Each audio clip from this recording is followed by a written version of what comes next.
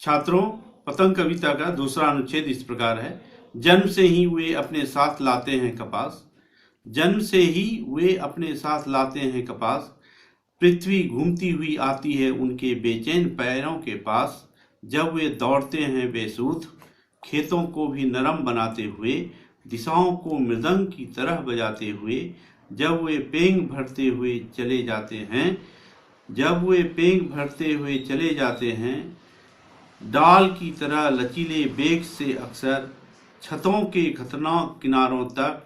उस समय गिरने से बचाता है उन्हें सिर्फ उनके ही रोमांचित शरीर का संगीत। पतंगों की धड़कती ऊंचाइयां उन्हें थाम लेती हैं महज एक धागे के सहारे। इसकी व्याख्या इस प्रकार है। कवि कहते हैं, मानो ऐसा लगता है कि बच्चे जन्म के साथ ही अपने शरीर में कपास ले आते हैं। आशय यह है कि उनके शरीर पर हर प्रकार की चोट और खरोच को सहने योग्य होते हैं।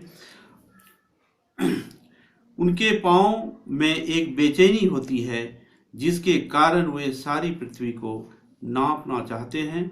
वे मानो सारी धरती को घूम आना चाहते हैं। उनके जीवन में ऐसी बेहोश मस्ती होती है कि उन्हें धूप, गर्मी, कठोर छत, दीवारों आदि का बोध तक नहीं होता। वे कठोर छतों पर इस तरह दौड़ते हैं मानो वे बहुत नरम हो, मुलायम हो। उनके नरम पैरों से छतें भी नरम हो जाती हैं। उनकी लयपूर्ण पदचाप के कारण सारी दिशाएं मृदंग की तरह मीठा संगीत गूंजने लगता है। प्रायः वे चलते हैं, वे झूला झूलते हुए झोंकों के समान चलते हैं। वे छतों के खतरनाक किनारों पर पतंग उड़ाते हुए भी ऐसे गतिविधि करते हुए मानो पेड़ों से लचीले डाल से लटककर लचकीली गति से झूल रहे हों। इतना खतरा उठाते हुए भी वे बचते हैं तो अपने रोमांचित शरीर की मस्त लय के कारण बचते हैं। कवि कहते हैं, पतंग की ऊपर ऊपर जाती हुई धड़कनें उन्हें गिरने से रोके रहती है। वे पतंग मानो अपनी डोर के सहारे इन तरंगित बच्चों को संभाले रहती हैं और बच्चे किलकारियां करते हैं, उनकी धड़कनें धड़कती रहती हैं। अब इस दूसरे अनुच्छेद के कुछ कठिन शब्द इस प्रकार हैं। इसमें पहला है मुहावरा पेंग भरना, अर्थ है झूले झूलना। बेसुध, तल्लीन, मस्त। मृदंग एक वाद्य यंत्र जिसकी आवाज बहुत मीठी होती है। कपास का अर्थ है मुलायम, गद्देदार, अनुभूति के लिए प्रयुक्त हुआ है। रोमांचित का अर्थ है प्रसन्न। संगीत का अर्थ है लय या मस्त गति। महज, केवल। इसका शिल्प सौंदर्य इस प्रकार से है। दृश्य सौंदर्य पर प्रकाश डालिए।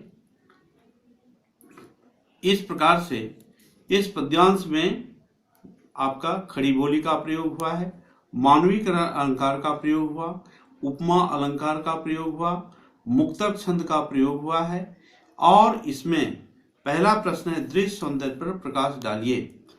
तो इस पद्यांश में पतंग उड़ाते बच्चों को बेसुध मस्ती सरोकार होती है। उनकी लयात्मक गति, झूलता हुआ शरीर, लचीला बेग, रोमांचित शरीर पतंग उड़ाते हुए बच्चों की तरंग को प्रकट करने में पूरी तरह समर्थ है। दूसरा प्रश्न है मानवीकरण अलंकार के सौंदर्य पर प्रकाश डालिए। कपास का प्रयोग विशिष्ट है। बच्चों के शरीर की दुर्लभ लोच, नरमी, सहनशीलता और कष्ट रौंधी शक्ति की ओर इशारा करता है। मानवीकरण में अलंकार पृथ्वी घूमती हुई आती है उनके बेचैन पैरों के पास, दिशाओं को मृदंग की तरह बजाते हुए।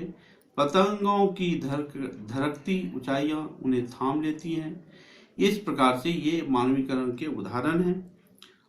चौथा है पतंगों की धड़कती ऊंचाइयों का प्रयोग सौंदर्य स्पष्ट कीजिए।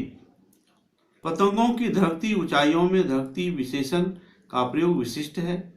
इसमें पतंग का निरंतर ऊंचे उठते चले जाना प्रकट हुआ है। पांचवा है शिल्प सौंदर्य पर प्रकाश डालिए।